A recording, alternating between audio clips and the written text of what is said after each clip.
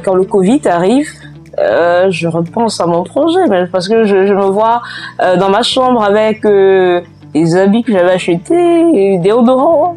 Il y a personne pour acheter, mais là je me dis, mais attention, est-ce que c'est une activité pérenne? Est-ce que si jamais le Covid arrive, est-ce que je vais pas me retrouver? Parce que je voulais faire en fait de la vente des articles féminins mon activité principale de vie et me servir de la technologie.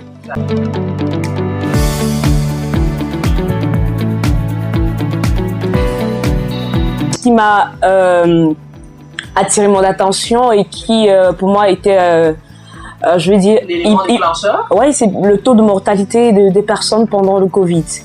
Et puis je me dis, mais pourquoi des personnes, parce qu'on se rendait compte que la majorité des personnes qui mouraient étaient atteintes au préalable des maladies chroniques telles que le cancer, l'hypertension, le diabète, etc.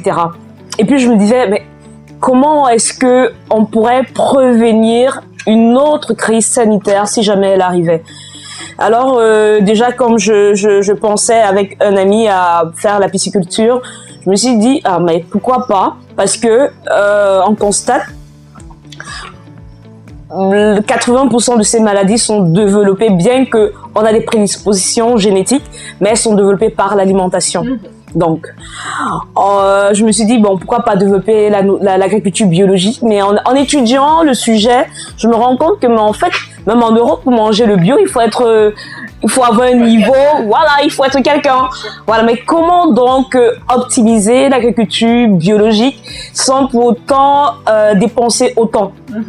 L'aquaponie, c'est un système de culture. Il peut être sous-sol, il peut être hors sol. Voilà, c'est un système de culture d'abord de poissons.